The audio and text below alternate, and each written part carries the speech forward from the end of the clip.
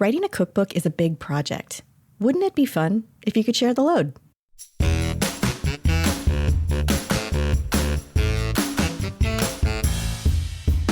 Welcome to Everything Cookbooks, the podcast for writers, readers, and cooks. I'm Kate Leahy, and today Kristin Donnelly is here to join me.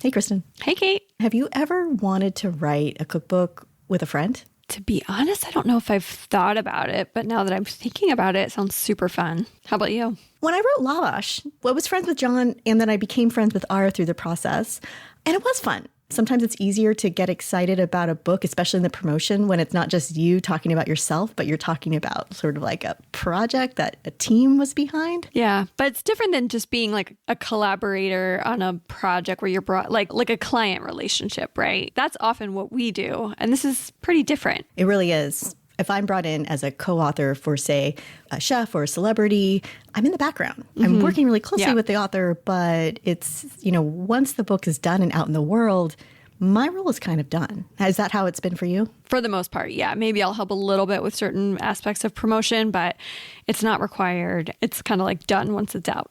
You don't fit into the larger story of it. You were kind of part of the project, and you can feel really excited about it, but it's just a different relationship to the other person and to the book. Right. But if you are equal partners, say author to author, it's just a different way of looking at it because every single sentence, every single line, you both have to kind of agree on. Yeah. A lot of trust is involved. Yeah. But if you can find that right writing partner, it sounds pretty dreamy because, cookbooks are a ton of work, and to be able to bounce ideas back and forth and talk out your anxieties and, have people who can cross-test a recipe, pretty fun. Absolutely. And I almost wonder if it makes the work stronger because you do have that built-in sounding board. Mm-hmm. What we're going to be talking today is a really successful author collaboration, but it's also a really fun topic. The book is Hot Sheet, Sweet and Savory Sheet Pan Recipes for Every Day and Celebrations. I really love a sheet pan. Me too. I use them multiple times a week. Love them. What we're going to be talking today is how the book Hot Sheet came to be. The authors are Olga Massov. She's a cookbook writer and editor. She's also worked as a recipe developer. Right now, she's an editor at the Washington Post's food section. And then Sanaë Lemoine is a novelist and a former cookbook editor who now works collaborating on a lot of cookbooks. But she's also worked for Martha Stewart and Phaidon. Sanaë has written a book called The Margot Affair, which was a New York Times Editor's Choice Award. And she's continuing to collaborate. So we'll see her name attached to other books. They came together, they formed a team, they created this beautiful book, and let's see how they did it. Olga and Sanaë, welcome to Everything Cookbooks. Thank you. Thank you so much. It's so nice to be here. We really want to get into how this book was created and how you both came together to collaborate. Olga, let's start with you because I think in the introduction you talk about how the idea for a cookbook about sheet pans came to be. So just, tell us a little bit about the origin of the idea and also just why you wanted to bring somebody else on. Well, the idea initially came out of my pitching kind of an off-the-cuff suggestion on how we were going to cover Thanksgiving at the Washington Post. It was the first year of the pandemic.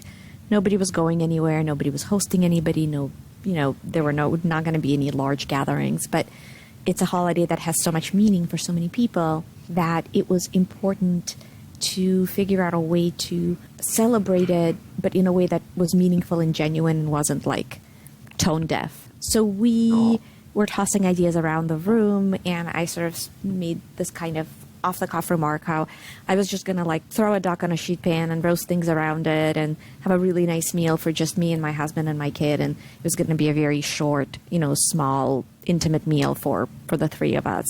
And I think I even said something to the effect of maybe we should just do the Thanksgiving issue on a sheet pan. My boss, Joe Yonan, really liked that idea. And so we wound up doing an entire Thanksgiving issue dedicated to making small meals on a sheet pan. So somebody did a chicken, somebody did a turkey breast, someone did a vegetarian entree, I did a duck. After that, I started thinking about what else can I make on a sheet pan? Can I make a giant pancake on a sheet pan? Can I make a frittata? Can I do bacon and eggs? Can I there are all these things that were in my head about it. And I started making them, and I started keeping a spreadsheet of things that I made that were great and fun. So I started keeping a spreadsheet. I poked around the interwebs and I wanted to see, I kind of was thinking, I really just want like a soup to nuts cookbook that lets me make everything from like breakfasts, desserts, main courses, everything on a sheet pan, not just like savory mains, that's great. I'm always in the mood for a good sheet pan dinner, but I wanted something that was just like really, really thinking outside of the proverbial box. And I wasn't finding it. So I was thinking, well, if I want a cookbook like this, maybe other people want a cookbook like this. And I perennially never sure of myself or if my ideas hold any water. I confided to Sanaë about it, and she loved the idea so much, she started putting ideas on the spreadsheet that I shared with her. I thought, oh my goodness, her ideas are so good. This book will be so much better if we do it together. And I am of the mindset that I'm never really proprietary about my recipes because I personally get inspired by other people, and I feel like we are all borrowing each other's recipes and making tweaks and innovations on them. But also, I'm competitive with myself, but I'm not competitive with other people, and I'm not like proprietary about stuff. So I thought it would be really fun to work on something with my friend who, while has a very different background culturally and geographically than I do in her upbringing, we bonded so quickly over food that it just sounded like something we would have a lot of fun doing. I'm just nodding along because I'm agreeing with everything that you're saying in terms of not being proprietary about recipes. In fact, I just wanted you to take my ideas and run with them. I couldn't have cared less. And I think that I'm realizing now that I think was such a strength in our partnership because neither one of us felt that we didn't want to share a recipe or collaborate on it or learn from the other person, regardless of our experience. And I think in terms of sort of what is it like to collaborate with other people when it's together, I've definitely heard of cookbook partnerships going horribly awry, but I think because we came at it from such a sharing point of view, and also we always were so mindful of making sure that we had roughly the same number of recipes from me and from Sanaë and from both of us, that it felt like a partnership, not just on paper, but when you were flipping through the book. I think we're just both deferential to the other person too. Like we're always like, well, what do you think? Do you want to do this? Do you like this? Would you eat it? Would you cook it? And so a lot of ideas wound up on the cutting room floor because, some of them just weren't working for us, and we would have these weekly calls and talk about sort of what we did and what we liked and what we didn't like. And sometimes we'd come up with a whole new idea that we would add. It helps that we both have that personality trait, but also we had, I hope I'm not speaking out of line, Sanaë, but we had enormous respect for the other person and admiration and sort of trust in their taste buds and insight. It sounds so fun. It actually just sounds so appealing to work this way. But anyway. It does. Yeah. It has been. It was fun. It was fun to like commiserate with somebody when you had a recipe that just wasn't doing what you wanted it to do. Well, it was so comforting because for both of us, it was our first cookbook as a primary author. And so to know that we could share that journey and that the burdens would be shared. We both have other jobs, other things that we do. So to know as well that we could rely on the other person, and that because we are former cookbook editors and have collaborated on cookbooks, we know how much work it is, how incredibly demanding it is to write a book. And so knowing that we would be partners in this, that we, could kind of carry the weight more in certain moments than the other person, I think for me was just so comforting. I don't know if I would have had the confidence to do this on my own. And I admired Olga so much. I knew she had a ton of experience recipe developing, and she was so encouraging whenever I was doubting myself along the way. Remind me how you both are friends, actually. It was really just like such a chance encounter in a way. I started working at Phaidon as a cookbook editor in 2018. And I had never met Olga, but I had heard of her because she had my position and had left maybe a month or two before I started working there. I was sitting at her desk.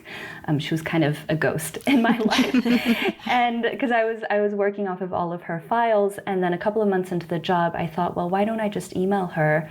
She must know so much about this job. She could be so helpful. And also she just seems really cool on social media and has this beautiful cat that she's always posting about. I think we'd get along. I like cats. So I emailed her one morning and she replied right away. I remember just being so excited when she sent me back this like really lovely, generous, long email. And we met up a couple of days later for coffee. And we just like right away got along so well. I met her husband and her son the same day because they happened to be nearby. And it turned out that Olga was moving to DC right around then. And thankfully my mom lives in DC, as does my brother. So we were able to continue the friendship despite the distance. What happens next? You're sharing ideas on a spreadsheet or a Google Doc, and you're kind of swapping ideas, getting really excited about the potential of sheet pans and what they can accomplish in the kitchen. Then was it sort of like, let's do this, let's write a proposal? We were coming at it from the standpoint of we're both former cookbook editors. And, you know, as an editor in general, I'm at the Post right now, we're getting so many pitches, and you're not that you're looking for reasons to say no, but you're looking for, basically you're covering yourself. Like, does a book like this exist elsewhere? What would this book bring that would be different, that would be unique, that would be interesting to its user? Who is this book for? What would the demand be like? And so we kind of posited these questions to one another before we even started working on a proposal. And we realized that a book like this didn't exist. And just to make sure that we weren't completely delusional, we went to my agent, Alison Fargas of Stone Song, and she said, oh my gosh, you guys are absolutely right. This book does not exist, and I feel like this cookbook should exist. So then we were putting together a proposal, and we really didn't expect it to gain as much interest as it did, but it wound up going to auction, and it was like this really dramatic. I was on vacation when it was going on auction, and we kept like texting each other. It felt really exciting and reassuring that this idea was wanted by other editors. It just made it feel like, yes, it held water. It was going to work. It's funny. We have an episode with Sarah Kwok, who actually is your editor. But she gave this as an example of a proposal that just got her so excited. It's cool to hear it wasn't just Sarah, that there were a lot of people who saw that. Right. And just, for our listeners, this book is packed with just the creativity that you have in the recipe names themselves. All the edges, mac and cheese, sheet pan fried rice, like these things that are familiar, but also like kind of in a sort of a different twist on it. And there seemed to be a lot of care in that recipe list. Sanaë, like I know you're also, a novelist. Did you both have a lot of fun playing with recipe names when you were writing the proposal? Because I would imagine that's one of the reasons that a lot of editors got really excited about this proposal. Yes, I mean, I have to credit Olga because she is the queen of puns. And but I think what makes it special is that we both care about language. I mean, we're both writers, we're readers, we care about sentences, not just the recipes, and we have very different strengths as writers and styles. So I think bringing both of those energies together for the table of contents was a lot of fun, and then for the rest of the book as well. It's reminding me actually of that process when we were selling the book, because there was one editor who gave us really, really terrific feedback when we were on submission, who suggested that we infuse the headnotes with more of our distinct personalities, because at first we had written them in a joint way and in kind of my background is in more sort of magazine style writing when it comes to headnotes from working at Martha Stewart. And Olga obviously works at the Washington Post, or like we channel someone else's voice when we're collaborating. And so there was this moment when we realized, oh, actually, these are our recipes, our headnotes, and we can infuse them with our like distinct personalities and our histories. And that was really fun. Like unlocking that moment was great. Definitely. Yeah, we were wondering about that actually, like how you came to that decision to have those like individual headnotes. Yeah, I mean, that was really thanks to Lexi Bloom at Knopf. Oh, cool. That is cool. And just for, for our listeners, when you open the book, there's a head note like you see in recipes, but then there's your signature. So it'll either say Olga or Sanaë, or sometimes it's from both of you, but it's very clear. And was that your actual signatures that they printed in there? They got scanned and they got incorporated. I love that. That's so cool. Because that was an interesting thing. A lot of times when you see a we voice, it could be, say, a really big, say, like America's Test Kitchen or Milk Street or some sort of like, there's a lot of cooks in the kitchen and you have this we voice. And that would maybe be more of that sort of magazine style that, Kristin, you would have known at like Food and Wine, where you have like this voice that's not sort of an individual. But a lot of cookbooks that are written, it's like that I voice. And I did this. And then they have like the second person. You should notice that, so on and so forth. So this was just like this really cool hybrid way of playing with voice, where you both get your distinct stories in. But then when you need to, you come together and then it's clear that's coming from both of you. And you can see that very clearly in the introduction. And the introduction kind of like sets people up for what to expect in the rest of the book, which is really smart. So you're not kind of confused, like, whose story is this? Like, what's going on? That's interesting. That came from feedback, because it's hard to picture the book without it now, I think. Right. I mean, if you've looked at any cookbooks that Lexi has edited, you just know she's just such an incredibly thoughtful and gifted editor. And we're so grateful for her thinking about it this way. Yeah, she edits both cookbooks and novels. And so I suspect that there's like a certain attention to language that's very unique to her. So just because you've also worked as cookbook editors, were there any things in the proposal itself that you knew, oh, I didn't want to do that, I knew I wanted to do this? I think because of our experience and we had read so many cookbook proposals, that process was actually so easy, or in my memory, we were both on the same page. We just had a very clear sense of what we needed to include in terms of introductory text, describing the book, full table of contents, sample recipes that would be really clean, comps, a marketing and publicity plan. Like I think that part, in a way, we felt very comfortable doing together.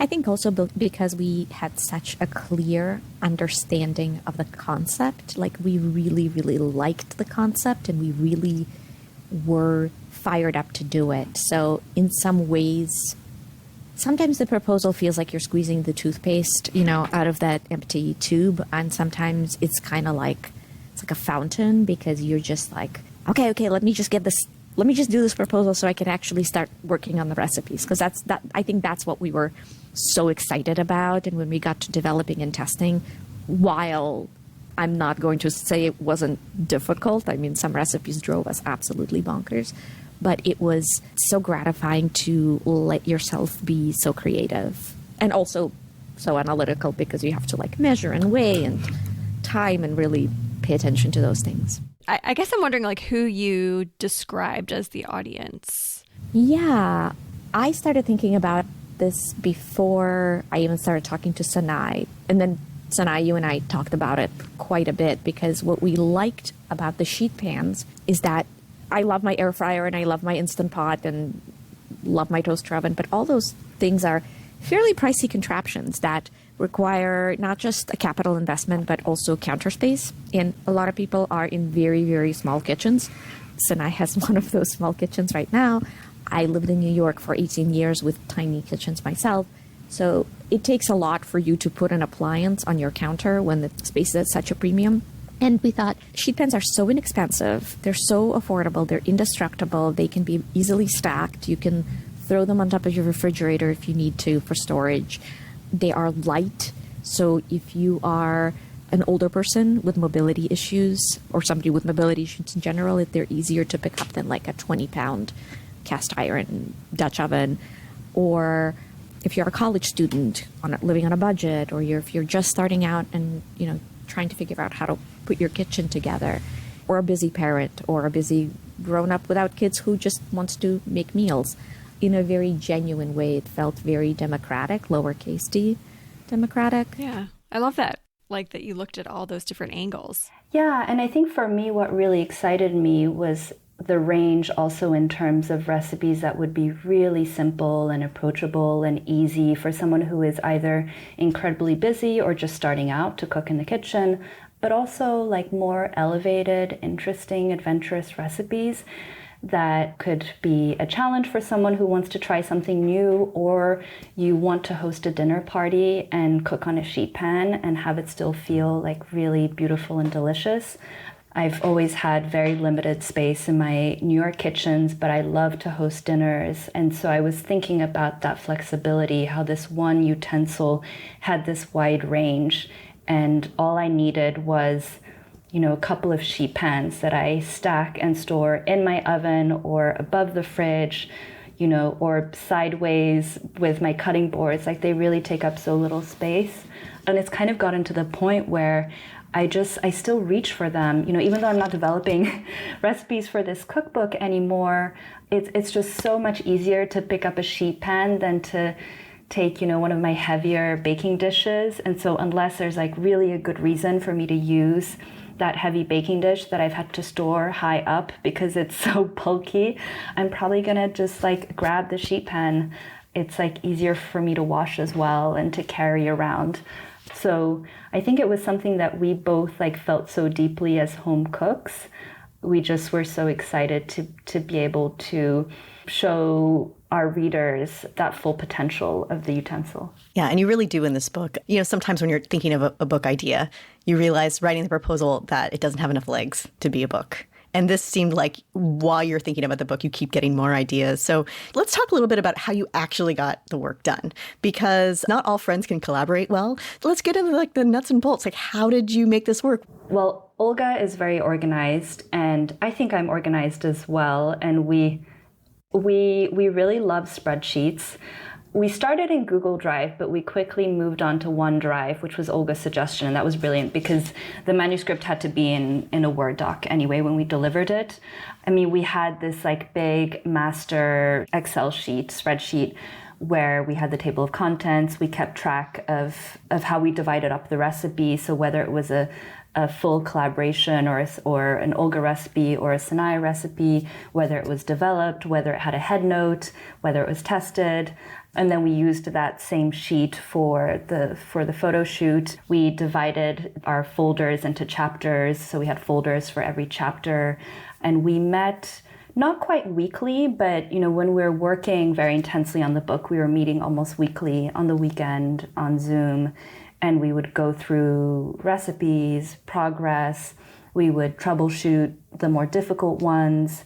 We were texting a lot. We would talk on the phone. We also made sure that when we were looking at chapters, that there was not, if not equal representation of, certain number of recipes per chapter, but it made sense.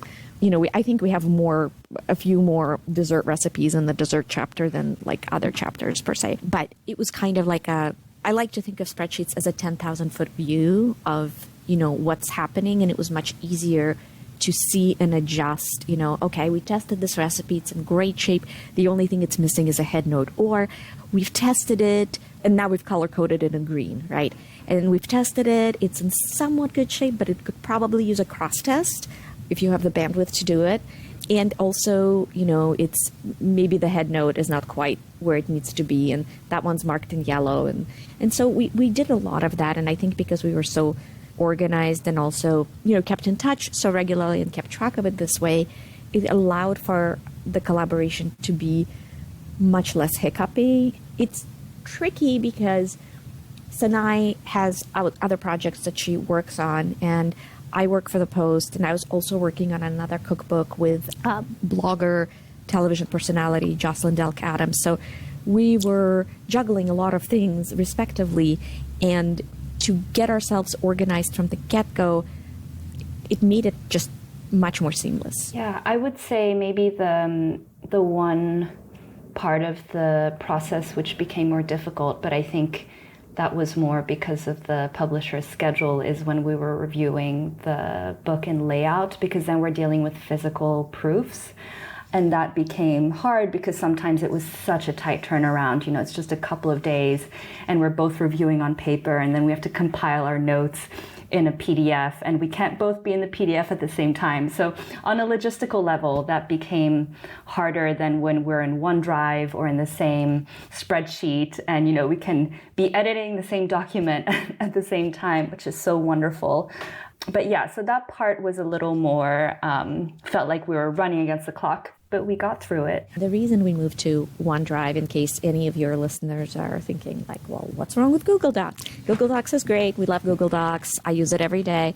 But when you start getting into really, really big files, Google Docs just does not do it very well, at least not in my experience. And so just to make ourselves not pull out hair, we moved to OneDrive. It's also just better in terms of editing. So I find like the editing tool in Google Doc, if you're making small changes, is fine. But we were really, editing each other's sentences by the end the way an editor would. And so we needed a software that could support that. Hi, I hope you're enjoying this episode of Everything Cookbooks, but it does take resources to make it happen. So I'd like to invite you to help us keep the lights on. For ways to support the show, go to everythingcookbooks.com/support. There, you'll find links to any upcoming insider events where we go even further behind the scenes of the cookbook publishing world. You can also leave us a review, order books through our affiliate page, check out our t-shirts, sweatshirts, or other merch, or just buy us a round of coffee. Every little bit of support really helps keep the show going. And thanks for listening. How did the recipe development work on a weekly basis? What was the rhythm like? Who knows, right? It was probably so long ago now. We weren't that organized. You know how there's no linear path to creativity, right? Sometimes you have like this like boon of ideas and everything's coming out, and like you test one recipe and you test it 3 more times because you're just like dotting your I's and whatnot, and everything's great and you're like, yes, awesome, moving on to the next one. And sometimes people get sick, your partner gets sick, or your child is sick, or your dog eats an unbaked loaf of challah, and then you have to rush them to the emergency room, so they need to get their stomach pumped. Things happen, and you sort of have to like bake in, I guess, a little bit of time to have those moments because they're inevitably going to happen. I don't think we were, Sanaë, tell me if I'm doing this like convenient forgetting, the amnesia of convenience, or I'm not remembering like this week we're going to test X number of recipes, but I don't think that's how we approached it. I think because I'm used to working on cookbooks and they take, many months to work on, and you've edited cookbooks and you've co-authored a cookbook and you also have edited cookbooks, you're used to long-term projects. We kind of have a good sense of like how long something's going to take and a way to spread it out. That came, for me at least, more on a gut level than like formulaic level. Yeah, that's right. Because sometimes there would be a week where I thought I would get through a lot more recipes than I did because a recipe required so many tests. And then another week it would be completely different and I could zoom through several recipes. I think having the spreadsheet was really key in terms of tracking our progress for both of us. And then we wanted to have all of the recipes done long before the actual delivery date, because then we spent a big chunk of time editing the recipes and writing the front matter of the book and the back matter. So it's not like we were developing recipes up until the last hour. We had kind of other deadlines built in so that we would have enough time, especially if we needed to cross-test any recipes that still weren't working perfectly. Yeah, were you always testing each other's recipes or only when something felt a little problematic? I tested most of Sanaë's recipes just because I wanted to make them. It wasn't because I always think it's good to have another set of eyes on things, not because, one person isn't thorough, but just, more eyes are better than fewer eyes. But I also just love Sanaë's recipes so much that I made them for funsies, and they were delicious. Yeah, no, that's exactly right. I think it was a mix of, all right, this recipe definitely needs your help, so can you pay extra attention to it and give me your feedback and tell me what you think about this thing that I'm struggling with? And then often it was also just like, oh, what am I going to make? This sounds so delicious. Great. I don't need to look on the internet for a recipe. I have it, from my friend. It's perfect. That's so cool. Was there ever any major disagreements in general or just with recipes where you felt disagreement about? No. I mean, we really have this weird thing. We have no salacious fruit. No salacious stories. No, I mean, I will say, like, we do have really different backgrounds and our cooking is different. And so there are moments when I would come to Olga with a question. I mean, maybe it's not even recipe specific, but it could be like, oh, we're trying to choose a recipe for a TV segment, for instance. And I'm like, maybe we're not going to agree. Like, maybe we'll have completely different ideas for what we should do. But then it's like we're always thinking, or we always have the gut reaction or instinct that the other person has. And so I think that is surprising, that despite the fact that sometimes it can feel like, you know, we should not be on the same wavelength the way that we often are in kind of a odd but wonderful way. I think we would make really bad reality TV contestants together on the same show, because we would never talk trash about the other person, and we'd never like have any kind of beef with each other. We're just, it's just like very, I think if people are like, yes, but did you ever have this one time when you guys were like really frustrated? I'm like, no, it really, I mean, I personally didn't. I can't speak for I mean, I'll say, like, it is hard to write a book. So it's not like everything was, you know, so easy and smooth on a personal level for us. I think, like, we both worked so hard on the book, and there were nights when we were working until so late and we were barely, you know, getting a couple of hours of sleep because we're on deadline. And so I think in those moments it felt hard for us on an individual level because we felt so stretched thin. But it wasn't like over a disagreement when it came to a recipe. Like, there was never a moment where, you know, Olga said, I really want blueberries. And I was like, I want chocolate. And, you know, it was just like, it's also food. And, you know, food is so subjective. And we both have very, very discerning but wide palates, I would say. We're not picky eaters. Like, we are adventurous eaters. We love all different kinds of food. So yeah, there's no like ingredient where I'm like, oh, I hate zucchini, or, you know, I hate stuffed vegetables, or I don't know, like I love most things. No, like Julia Child and Simone Beck sort of like friction, bickering, and yeah. Well, yeah, and I think it might be because both of you have also worked as collaborators, writing as co-authors, and you know, I don't know, it's like, I think, and Kristin and I have worked in the co-author space where you just kind of have to go with the flow because you want to get the work done. And so if it's like a co-author, Kristin and I, we're going to have to do our own book, right? Since we had this like, right. You know, you go with the flow. And I'm wondering though, so when it comes time to actually sort of edit each other's work, it's always a little bit daunting to see sort of like line edit changes from maybe a friend co-author, because it's like, well, actually, no, I meant it that way. How did the workflow go for the writing? Yeah, I mean, we were going back and forth constantly. And so, for instance, Olga would edit a recipe of mine, and then I would read through her edits, and then she would review, and then I reviewed. You know, it's kind of like an endless. But we both like reviewed the entire manuscript several times as a Word document. And honestly, it was just such a gift to have those phases of editing from each other, because there isn't a lot of time once you're in production, once you're in copy edit. And so to know that we could both give that to the other person, like Olga noticed so many repetitions, or you just like see things that the other person. We all fall into our own tropes. Yeah, right.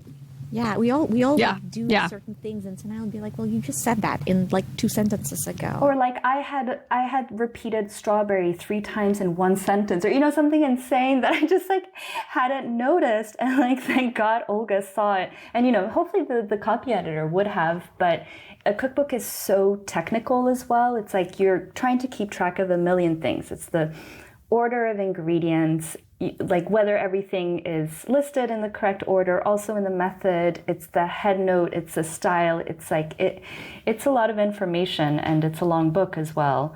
So it was so helpful. Yeah, and we also did some things where we kind of out of the gate, you know, when we cobbled together the manuscript out of disparate recipes and chapters, we said, okay, are we going to say season to taste with salt? Are we going to say season with salt to taste? And we agreed that season to taste with salt sounded a little better when you said it out loud. So there were things like that where we just kind of agreed on some global changes, and then we went to town. Create a little style for yourselves. Yeah. That's so nice to have somebody to bounce that off, because I feel like those are the internal conversations. You know, a lot of times the author I'm working with doesn't have strong opinions about something like that. That's where I think like a lot of times you as a collaborator can come in and say, well, I think that's, you know, this is what you hired me for. 100%. And I think this is a little stronger and maybe we do this instead. That's what they're paying you for. That's the gig, right? That's the gig. Yeah. Yeah. Yeah. When it came to actually the recipes, we talked to one author who went way over on word count and then had the painful process of having to cut. Since you're working on a team, you're working really collaboratively and you know what it's like to be in the editor's seat. What was it like to sort of monitor word count, like cutting room floor material? Well, the one that I wanted to work so badly and didn't was chana masala. There is no reason why anybody would make chana masala on a sheet. I mean, at least not that I've discovered. If someone comes up with one, I would love to hear it. I think, Sanaë, did we have to cut about 10 recipes? Yeah, we had too many recipes, which I think is a good problem to have, honestly. And I am not precious when it comes to recipes. I don't even think about the recipes that we cut. It's just... I don't remember the recipes that we cut, to be honest. Exactly. No, it wasn't like, I don't know, I'm so used to cutting material, maybe from being a novelist. I would rather have to cut than add. You know, it's not a problem. I think, there are a couple of recipes that we definitely abandoned as we were developing them because they didn't make sense. And we didn't want to try to fit something on a sheet pan if it wasn't meant to be on a sheet pan. That's not the point of this book. We want it to be creative and fun, but not in a way that's just like absurd. We're not trying to boil pasta on a sheet pan, you know. We couldn't make soup on a sheet pan, so that was... But also, we didn't want to put things on a sheet pan that were obvious. Like people, I think I heard somebody complain or read about it, that we didn't have any cookies in the book. And I thought, well, yeah, what else are you going to put them on? What am I adding to this dialogue? What is Sanaë adding to this dialogue? That's so funny. It didn't even occur to me to do, like, maybe one giant cookie, but... Right, something different, because, or else you have a cookie. There's lots of great cookie books out there. Exactly. So, yeah, we didn't want it to be gimmicky, but we also didn't want to, like, throw something that was so patently obvious. That's a really good idea. And I do love the desserts that you include. One thing that's the through line in this book is you really do stay true to the promise that these are, whether it's breakfast, whether it's a main with seafood, whether it's a plant-based main, whether it's dessert, they all have that, like, this is going to be on a sheet pan. You're going to do it in the oven. There's going to be that sort of ease element. So, like, the desserts are great because desserts can be really fussy. And these, you know, your chapter has all these great examples of ways where it doesn't have to be fussy and it can still be sort of celebratory. I'm just such a fan of sheet pans. I mean, I'm really glad that they're getting their day because, like, that's how I cook. I'm just like, here's the sheet pan. Like, I can't imagine my kitchen without, like, the 3, like, half sheet pans. Okay, wait, I have sort of a technical question. Did you get pushback from calling it a half sheet pan in a book that was aimed for consumers? You know, sometimes publishers want you to give the dimensions and say it's a rimmed baking sheet or anything like that. Well, we describe it in the introduction. So there we give the dimensions, and that's kind of that sets up the vocabulary, the key terms that we're using throughout. And then we just wanted it to be really simple. And so saying half sheet pan, quarter sheet pan seemed like the easiest way. We're repeating those words so many times throughout. So to say like a rimmed baking sheet with these dimensions in inches and centimeters. And centimeters, right? Yeah, no. We, at the Post, recently changed from large rimmed baking sheet to a sheet pan. And it was like, well, because we were putting sheet pan in recipe titles, and then in the recipe itself it would say large or small rimmed baking sheet. Why are we using 4 words when we can use 2? You know, that's like editor speak 101. You know, why can't we use the word simmer? Why do we have to say gently bubbling around the edges? Like, that was a thing we had to change to.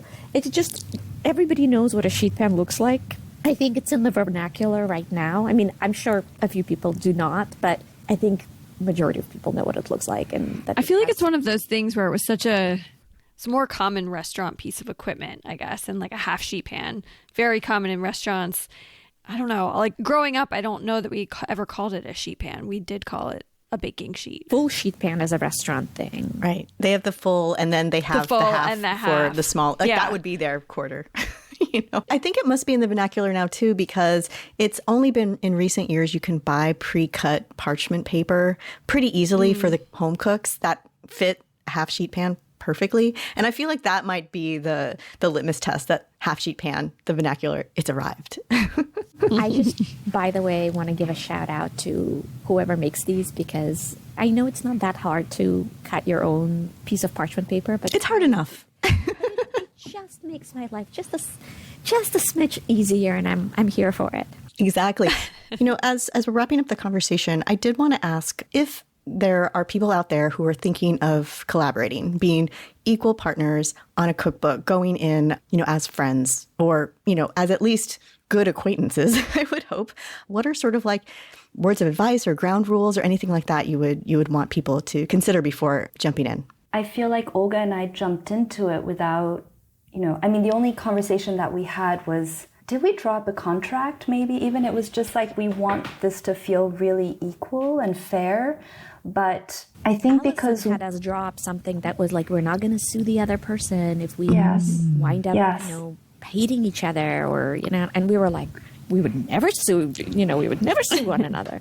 I think being respectful, of course, of the other person and admiring them. And, I think the fact that I have so much respect and admiration for Olga's work made it so easy to collaborate on recipes, because I wasn't doubting her.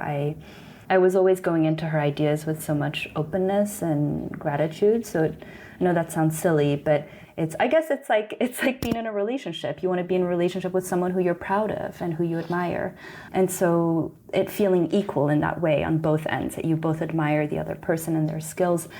But to me, it's like really more a question of like, do you both understand what an undertaking it is to write a book, that you will be doing this for probably 2 years, if not longer, of your life, and it's a very intense process, and it's not just writing the book, but then it's pre-publication and publication and publicity and marketing. And so just like understanding that you're in this journey for a long time and in like a very full capacity, and like being on the same page of what that commitment looks like and what it means to have that passion for something. And both Olga and I are very passionate about food, and we were super passionate about this topic. So there was always like a fire driving us. But I imagine maybe it would have felt different if one person were more, I don't know, excited and passionate than the other. You summarized it so beautifully, Sanaë. One thing I wanted to add is, when people say I don't have an ego, that's obviously bunk, because we all come to every experience with some kind of ego something, right? We have a sense of self. We work on improving ourselves. Of course, we have some kind of an ego, whether it's an outsized ego or the opposite of that is a different matter.